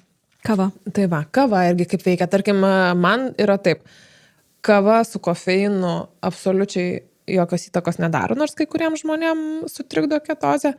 Bet, pavyzdžiui, kava be kofeino, kurią aš pagrindę ir geru, jinai man visą laiką numuša ketonų. O man su kofeinu kelia labai stipriai. Ar ne? Aha. Nu va, ir negali sakyti, kad visiems ta pati teorija galioja, nes teorija turėtų sakyti, kad kofeinas labiausiai gali trigerinti į neigiamą pusę, bet yra, vat, kam, pavyzdžiui, ir kam kelia labai stipriai ketonus. Tai va, tai žodžiu. Ir čia labai geras būdas, o jeigu dar į kitą ranką įsisegi gliukozės monitorių, tai tada iš viso. Tai tada, ta prasme, iš vis atsiveria, nes tu gali realiuoju laiku patikrinti, kaip būtent tu reaguoji į produktus, nes kaip tu pasakai, yra teorija, ką reikėtų valgyti ir yra gyvas organizmas, kuris turi kažkiek skirtingą genetiką, skirtingus fermentus, skirtingą virškinimo sistemą. Taip, skirtingas būklės ir skirtingą aplinką, pradėkim nuo to, nes genai yra tik 15% poveikio, visa kita yra aplinka. Ir vat būtent tu kaip individas gali tada savo pasidaryti kažkokias išvadas. Tinka, netinka, galiu valgyti, nereikėtų valgyti, arba gerai galiu valgyti, vat kaip tavo desertą, ne, bet aš turiu suprasti, kaip tas produktas mane įtakoja. Jeigu aš turiu kažkokių tai tikslų, kurie yra susijęs su mityba, aš turiu suprasti, kaip skirtingi produktai arba skirtingi veiksmai, kuriuos aš darau per visą dieną, kokį jie turės įtaką. Tai žodžiu, dar kartelį, Sibio yra su keto kodas 15, gausim 15% nuolaidą. Tai į sveikatėlę galit naudotis. O dabar aš noriu judėti prie tokios paskutinės mūsų pokalbio dalies su tavimi. Ir mes, kadangi su tavim dabar tokia esam situacija, kad abidvi esam tokios mėgėjos keto mitybos, sakykim taip, ir galėtumėm su tavim abidvi kalbėti labai daug apie tai, kodėl tai yra tinkamas pasirinkimas, kam geriausiai tai galėtų tikti, kaip tinkamai keto mitybos laikytis ir panašiai, ir tokiu, žodžiu, ambasadorystę užsiminėti, bet yra ir būklių, ir žmonių, kuriem netinka keto mityba. Ar gali paminėti, nežinau, bent kelis variantus, kuriem nereikėtų svarstyti apie keto mitybą? Aš gal tada pradėčiau pirmiausia nuo psichologijos, o ne nuo fiziologijos. Kaip ir minėjau, mityba turi būti tokia, kurią tu galėtum laikyti plius minus panašia visą likusį gyvenimą. Ir jeigu natūraliai tau nepatinka daug baltymų, nors aš laikau, kad be baltymų, labai blogas būklės gali atvesti mitybą, kurioje yra ribotas baltymų kiekis. Bet tarkim, tu nelabai valgai mėsos, žuvies. Pavyzdžiui, visi tie vegetarai, ne, aš nieko prieš juos neturiu, ar ten veganai, jeigu jie protingai sudėlioja racioną. Bet aš tikrai esu mačius užklausą, galima, kas galit parašyti veganinį keto planą? Taip. Kam? Tu nuo 2 dietų nepavalgai, dar 3 bandai užsikabinti, ir kas, ta prasme, kam tada to reikia, nes tu jau pasirinkai, nes keto, tai kaip ir minėjau, tai yra riebalai ir baltymai. Taip, jeigu riebalus tu gali pakeisti augaliniais, pavyzdžiui, tas pats MCT aliejus, kokosų aliejus, alyvuogių aliejus, kaip tu pakeisi baltymus, nes ketogeninėje mityboje eliminuojami visi ankštiniai. Tai jeigu tu esi daugiau tos krypties žmogus ir tu matai, kad tau bus nekomfortiška, nereikia tada pradėti kankintis. Nebent tai yra medicininė būklė. Ne, aš kaip priminėjau, ketozė kartais yra rekomenduojama. Ir beje, vėlgi CBO, aš manau, kad yra must have tiem, kas dėl medicininių priežasčių į ketozę eina.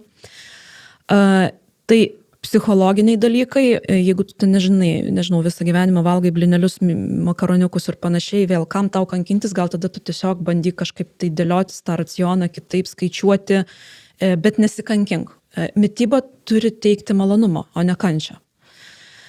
O kalbant apie fiziologinius dalykus, aš jau paminėjau antinkščių sindromą, nuovargio, ne, ir visi tie tokie, sakykime, hiperstresiniai dalykai, moteris, kurios turi per mažą kūno masę, trūksta riebalų ir dėl to turi problemų, sakykime, su ciklu, hormoniniai svyravimai, nukrypimai. Labai labai atsargiai, nesakau, kad netinka, bet reikėtų žiūrėti. Irgi turiu kai kurių klientų, kuriem ten tiesiog sureguliavus, aš apie keto nekalbu, tiesiog sureguliavus mitybą. Dar 5 kilogramai nukrito, aš taip jau ten bandai priauginti, žinai, o ten tiesiog išbraukiai, šlamštmaisti, žinai. Tai tikrai labai atsargiai. Na ir turbūt būtų 2 tokie pagrindiniai, nežinau, gal kažką pamiršau tokio, apie kurį dažniausiai mes nekalbam. Ne, man atrodo, ne. Nes pradžioje visai nemažai irgi tu paminėjai būklį. Aišku, yra ten įvairių genetinių būklių, bet žmogus apie jas žino dažniausiai jau nuo gimimo, jeigu ten yra problemos su riebalų apykaita. Na, dar yra dabar labai populiarėja irgi ta visa cholesterolio tema. Taip. Ir ten, sakykime, yra toks ApoE4 geno lūžis, kur irgi nėra žinoma. Iš vienos pusės laikoma, kad kaip ir gerai, kad tas cholesterolis aukštas pas tuos žmonės, bet aišku, visi tada skalambija apie ten tą pavojų, užsikišusių kraujagyslių ir taip toliau, nors aš noriu pabrėžti, kad cholesterolis nekoreliuoja su insultų ir infarkto rizika. Ta prasme, jis koreliuoja, bet jis nekauzuoja. Va taip pasakysiu. Tai yra nėra priežastis. Jo. Bet kokiu atveju, tai va, su tuo dar labai daug neaiškumų, nors vėlgi galima tada kažkaip tai bandyti, bet žmonės, va, apie šitą būklę, tai žmonės nežino. Ten dažniausiai ten tyriama tada kaip šeimininė dislipidemija, jo, ir ten aukštas cholesterolis, nieks nekrenta, nežemina ir panašiai. Tai va, ten. Turbūt būtų taip, tokios. Ir sakau, pirmiausia, tai reikia, kad nesikankintum su ta mityba. Jeigu to netinka fiziologiškai, morališkai ir niekaip kitaip, ne. Labai patiko tavo šitą įžvalgą, nes aš irgi manau, kad maistas turėtų būti malonumo šaltinis. Ir nesakau, kad ten reikia jau įsinerti ten bandelės ir tortus, bet jis turi būti skanus, tu turi mėgautis, mes kiekvieną dieną valgom, čia yra vienintelis mūsų maistinių medžiagų šaltinis apskritai, tai padarykim jį malonų, padarykim taip, kad jis būtų skanus. Kita vertus, aš irgi dar gal pridėsiu iš savo praktikos, jeigu pas mane ateina žmogus ir sako, man labai neskanu mėsa, aš turiu tokį red flagą, raudoną vėliavą, iš karto, jeigu tai nėra etinės priežastys, kažkokios tai, sakykime, kad dėl tam tikrų sprendimų, gaila, ne, ir ten tvarumas ir panašiai, bet jeigu neskanu, man tai reiškia, aš nevirškinu ir man ten iš karto užsidega tiek klausimų ir tiek potencialių problemų, Tai čia reikėtų atkreipti dėmesį. O šiaip keto gali būti, nežinau, viso gyvenimo mityba. Aišku, aš nuo 18, sakyčiau, 80% laiko, gal netgi daugiau. Taip, aš atostogauju, aš labai mėgaujuosi nuvažiavus į kažkokias kitas šalis, ragaudama jų maisto, dažniausiai tautinė virtuvė yra kas miltai ir ten mėsa vienaip ar kitaip, ne? Ar ten bulvės kokios, ar ten bulvių pakaitalai, ten, jeigu į Aziją, sakykime, ar ten Ameriką pietų. Bet aš beveik, sakykime, tą laiką, kai esu namie, kai nekeliauju, tai aš, sakykime, laikausi tokio savo adaptuoto keto, kuriame yra ir burokėlių, ir morkų, nuo ko pasišiauštų daugelio ten teoretikų, ne aš visada skiriu fanatizmą nuo sveiko proto, net tai fanatikai, jeigu žiūri ten į teoriją, jie sakytų, koks čia keto laikaisi, ne, bet aš laikausi savo adaptuotą keto, kuris man tinka ir kuris man suteikia malonumo ir aš jaučiuosi gerai nuo jo. Jo. Ir apvertus šitą dar aukštinkojimą, kur tu sakai, kad gydytojai sakai tiesiog, kad tu nevalgai cukraus, miltų, ten bulvių ir panašių dalykų, tai ar tu gali visą gyvenimą jų nevalgyti? Tai taip, ir į sveikatą. Ir tą pačią bulvę aš ją galiu suvalgyti, ta prasme, nes tai nėra kažkoks tai hiperblog, tai ne Kellogsas, ne dripsniai pusryčiam, kur aš nerandu nei vieno teigiamo dalyko apie juos, apart tai, kad greitai pasotina, bet greitai ir išalksti paskui. Bet bulvė turi savo naudingų dalykų, todėl tomis akimirkomis, kai aš sąmoningai renkuosi, kad aš dabar ją suvalgysiu, aš ją galiu ir suvalgyti. Bet ar jau galim, tarpsime, kad pas mus visa virtuvė tomis bulvėmis paremta ir mes jų suvalgom nenormaliai daug, tai va čia yra kita problema, ne, ir paskui iš kur čia diabetas, ašgi saldumynų nevalgau. Bet cukraus tu gauni. Taip, cukraus tu gauni ir žmonės ne visada supranta, kiek daug cukraus šaltinių iš tikrųjų jų racione yra, kol nepradeda žiūrėti, skaičiuoti, domėtis ir sekti, ką jie suvalgo. Gerai, Ole, mes šiaip su tavim šiandien labai daug dalykų aptarėm ir jeigu kažkuriuo metu žmogus žiūrėdamas mūsų epizodą pagalvoja, šitas ten kažkoks užkabino mane, kažkoks, žinai, aspektas ir aš visai norėčiau pradėti laikytis ketogeninės mitybos, koks nuo tavęs būtų pagrindinis arba toks svarbiausias patarimas tam žmogui, kuris svarsto pradėti ir gal net pradės, nežinau, po savaitės? Žinok, pasakysiu labai marketingiškai, nors tu mane pažįsti ir žinai, kad aš nemėgstu man sukurti kažkokį reklaminį filmuką apie savo produktus yra kančia. Aš galiu sukurti apie bet ką, bet man, kai reikia nežinau, aš turiu matyti augintą su tom sąlygom, žinai, ten neišsiskirti, ten visas tiek postsovietinis tas laikas. Bet aš tikrai nuoširdžiai rekomenduočiau savo kursus. foodandbody.lt, ketogeninės mitybos kursai. Kartu žmogus gauna prieigą ir į uždarą chatą, kur gali užduoti klausimus. Bet iš tikrųjų ten tiek informacijos, kad tų klausimų retai pasitaiko, nebent kažkokie labai individualizuoti, nes ten yra viską, nuo ko pradėti, kaip kai kurios temos atrodytų nesusijusios su keto, bet tau reikia suprasti, kaip veikia tavo skrandis, nes tu staiga pradėsi gauti daugiau baltymų. Ir mūsų kūnai žiūri adaptyvus. Visa gyvoji gamta labai adaptyvi ir jie pripranta prie blogų dalykų labai greit. Ir įsivaizduok, tu visą gyvenimą valgiai ne maistą, staiga tu tą maistą jam įmeti. Tu gali blogai pasijausti, nes organizmas nežinos, kas su tuo maistu dabar daryti. Tu visą gyvenimą mane traškučiais maitinai. Arba jis žinos, bet nebus pasiruošęs. Jo, nebus fermentų nėra skrandžio rūgšties. Ta prasme, ten tikrai, dėl ko žmonės ten ir viduriuoja būna ir ten į tualetą nenueina po 2 savaitės. Neturi pasiruošusio virškinimo trakto pirmiausia. Todėl taip, kai kurios temos yra nesusijusios tiesiogiai su ketozė, bet jos susijusios su fiziologija. Apie tai, kaip virškinami baltymai. Taip, kas yra riebalai, kas yra sveiki riebalai, nes daug kas pradeda keto mitybą ir eina ten, nežinau, saulėgrąžų aliejaus tą fritiūrų, žinai, tą nusipirkti 5 litrų. Ir galvoju, riebalai, dar kaip pigiai gavau, akcija buvo. Kas yra apskritai angliavandeniai, kaip į juos organizmas reaguoja ir panašiai. Tai ten tikrai tos informacijos yra labai daug ir naujokų, ir tas, kas, sakykime, pradėjo, kaip ir jau laikosi ir viskas gerai, bet nesupranta tam tikrų dalykų. Gerai, tai žodžiu, patarimas yra pradėti nuo tavo kurso, kurios galima rasti foodandbody.lt ir ten turbūt ir tavo kontaktai bus, jeigu kas nors norėtų su tavim susisiekti. Galima tiesiogiai parašyti į ten esančią pašto dėžutę, arba mane galima rasti greičiau Instagram arba Facebook'e, būk kietas su keto. Būk kietas su keto, gerai. Aš įdėsiu nuorodas į šito video aprašymą, kad žmonės galėtų greitai tave surasti. Faino, Ole, ačiū, kad atvarai pas mane pasikalbėti. Šiandien mes taip retai matomės ir aš kiekvieną sykį labai džiaugiuosi. Jo, ypač nedarbo temom. Ir aš labai džiaugiuosi, kad šį kartą mes su tavim į laiką tilpam, nes su tavim mes galim kalbėti labai ilgai. Tai ačiū tau. Toliau nenustok ir turėk pakankamai kantrybės ramiai ir taktiškai dalintis savo žiniomis su žmonėm. Labai tikiuosi, kad dar man bus progų kada nors tave pakalbinti. Labai lauksiu. Su sveikatinimu ir mitybą susijusiam temom. Tai va, ir ačiū jums visiems, kad irgi žiūrėjot. Ir susitiksim kitose Kūno magistro laidose. Iki.